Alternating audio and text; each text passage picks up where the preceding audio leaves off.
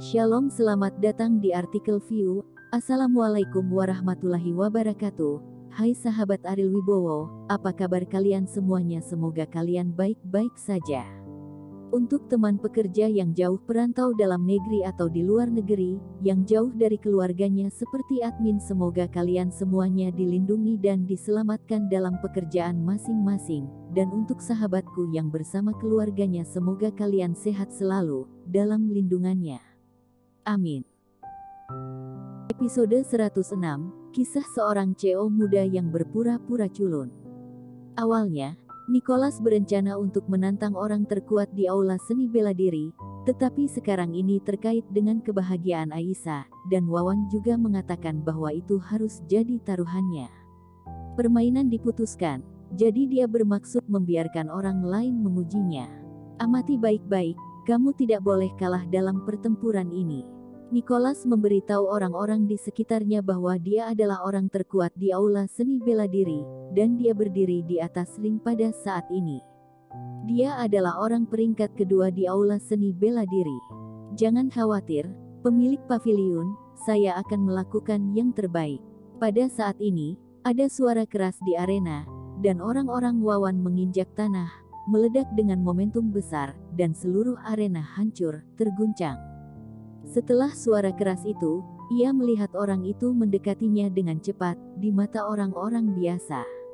Kecepatannya sangat cepat, yang mengejutkan, tetapi Ariel, yang ada di sampingnya, menggelengkan kepalanya.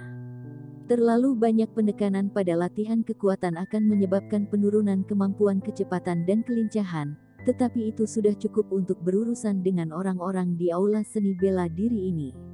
Kata-kata Ariel menandai berakhirnya kompetisi ini. Begitu dia selesai berbicara, orang-orang Wawan melemparkan pukulan. Mendengar teriakan, master kedua dari aula seni bela diri terlempar langsung dari ring. Itu hanya pukulan biasa, dan hasilnya sudah sangat kuat. Nicholas melebarkan matanya. Tidak bisa percaya, bagaimana orang ini bisa begitu luar biasa. Orang-orangnya tidak bisa menahan bahkan satu gerakan, dan mereka pingsan. Kamu, apakah kamu percaya diri? Nicholas bertanya kepada murid di sampingnya. Sekarang dia akhirnya menyadari mengapa Wawan berani mengambil setengah dari aset keluarganya sebagai taruhan. Orang ini jelas sudah bersiap diri. Orang-orang di sekitarnya tersenyum kecut. Kekuatan lawan benar-benar di luar imajinasinya. Kesenjangan antara dia dan yang kedua di aula seni bela diri tidak terlalu besar. Biasanya butuh puluhan gerakan untuk menentukan pemenangnya. Tinju dilakukan, dan keputusan dibuat, saya hanya bisa melakukan yang terbaik. Kata pria itu, upaya habis-habisan yang sebelumnya berubah menjadi yang terbaik, yang menunjukkan bahwa kepercayaan dirinya telah dikalahkan oleh pukulan ini. Nicholas, sepertinya tanganmu tidak terlalu bagus. Kamu bahkan tidak bisa menerima pukulan, kata Wawan dengan bangga. Nicholas mengepalkan tinjunya. Kemenangan atau kekalahan tidak lagi penting, yang penting adalah kebahagiaan Aisyah, yang tidak boleh disia-siakan di tangan Randy. Mengapa terburu-buru? Master sebenarnya dari aula seni bela diri belum muncul, kata Nicholas. Master pertama dari aula seni bela diri muncul, tetapi kepercayaan dirinya jelas tidak cukup. Ariel menghela nafas tak berdaya. Sebelum bertarung, dia sudah menunjukkan rasa takutnya pada lawan. Tidak masalah apakah dia bertarung atau tidak, karena dia pasti kalah. Kakek, kita tidak akan kalah, kan? Aisyah berkata sambil memegang Nicholas dengan erat. Pada saat ini, dahi Nicholas berkeringat, meskipun dia berulang kali mengatakan pada dirinya sendiri bahwa dia tidak akan kalah. Dia tidak memiliki kepercayaan diri sama sekali. Bertahanlah, jangan khawatir, kakek tidak akan membiarkanmu menikahi Randy. Nicholas tegas. Pada saat ini, Aisyah tidak bisa membantu tetapi diam-diam melirik Ariel. Jika orang-orang di aula seni bela diri benar-benar tersesat, bisakah dia membantu? Tetapi baru saja mengatakan kepadanya bahwa tidak mungkin untuk meminta bantuannya. Bukankah memalukan untuk meminta dia membantu? Pertarungan cepat. Ada begitu banyak orang di aula seni bela diri. Jika kamu tidak bertarung satu persatu, kemenangan tidak akan diyakinkan, Wawan memberitahu orang-orang di atas ring. Pria itu mengangguk, tersenyum menghina, dan menyerang lagi. Dengan satu pukulan, master pertama murid Nicholas dari aula seni bela diri terlempar keluar dari ring dan menabrak tanah dengan keras. Wajah Nicholas pucat, dan dia kalah lagi, dan dia masih kalah dengan sangat rapi. Wawan sama sekali tidak terkejut dengan hasilnya, karena ini adalah master yang dia pekerjakan dengan banyak uang, tidak hanya untuk memenangkan muka, tetapi juga untuk memenangkan cucunya. Kita kalah lagi. Aisyah berkeringat banyak sambil memegang tangan Nicholas. Wawan tersenyum dan berkata kepada Nicholas, "Nicholas, ayo cepat panggil master sejati dari aula seni bela dirimu. Tidak menarik untuk mencobanya seperti ini." Master sejati. Dua orang paling kuat di aula seni bela diri telah kalah sekarang, di mana ada master sejati. Jika Anda kalah, Anda harus mengakuinya. Tapi bagaimana Nicholas bisa mengenalinya? Ini demi kebahagiaan hidup Aisyah. "Kakek, mengapa kita tidak meminta bantuannya?" Aisyah menunjuk Ariel dan berkata, "Dia."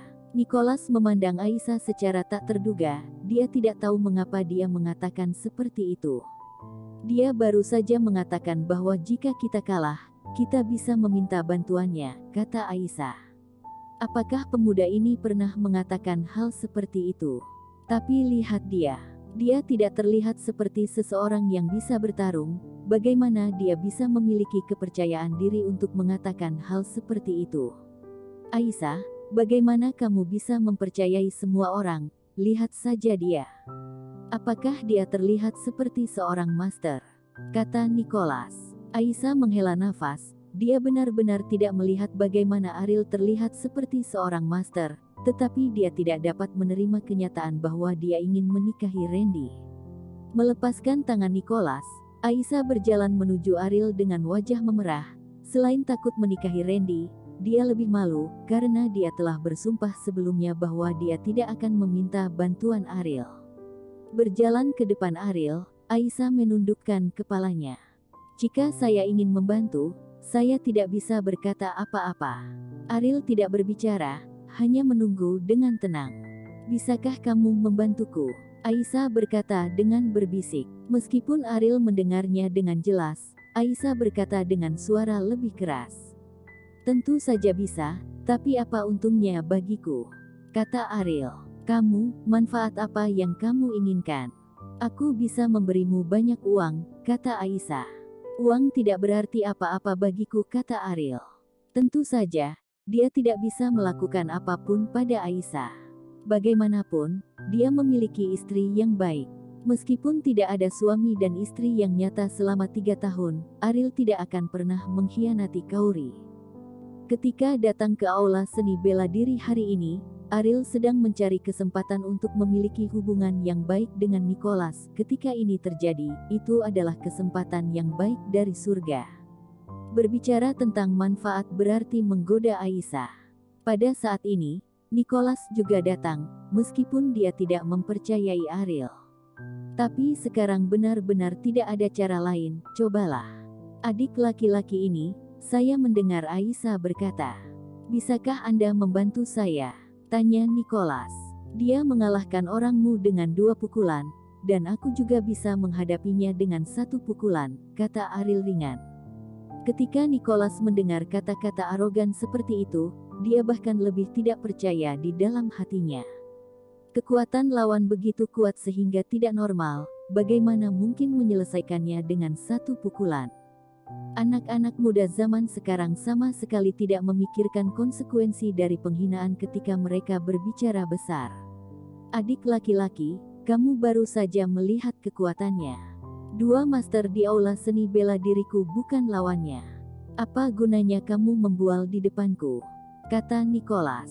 "2 master." Ariel tertawa.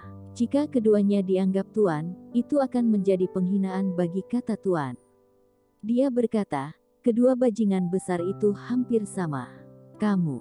Nicholas memandang Ariel dengan marah. 2 orang paling kuat di aula seni bela diri sebenarnya disebut 2 pemborosan besar olehnya. Bukankah seluruh aula seni bela diri sia-sia di matanya? Orang tua, jangan khawatir, apa yang saya katakan itu benar atau salah, apakah Anda tidak tahu kapan kamu berkuasa? Ariel tertawa. Nicholas menarik napas dalam-dalam dan berkata, syarat apa yang Anda miliki? Saya ingat Wawan baru saja mengatakan bahwa jika dia kalah, setengah dari aset keluarga Wawan akan diberikan kepada Anda, kata Ariel. Selama kamu bisa menang, setengah dari aset ini akan menjadi milikmu. Nicholas bahkan tidak peduli dengan wajahnya, jadi bagaimana dia bisa peduli dengan uang? Sekarang dia hanya berharap Aisyah akan baik-baik saja dan tidak menikah, yang menyia-nyiakan Randy. Namun, kamu tidak bisa memberitahu orang luar tentang masalah ini. Bagaimana kalau kamu menyimpan aset keluarga Wawan untukku? Kata Ariel. Nicholas mengerutkan kening dan tidak begitu mengerti apa yang dimaksud Ariel, tetapi karena dia berkata begitu, tidak apa-apa untuk melakukannya. Lagi pula, yang paling penting adalah apakah dia bisa memenangkan kompetisi. Adik laki-laki, jangan anggap enteng, kekuatannya sangat kuat. Nicholas mengingatkan. Ariel berdiri, memutar lehernya, dan berjalan menuju ring, berkata sambil berjalan, saya mengatakan satu pukulan, dan saya tidak akan pernah menggunakan dua. Bersambung.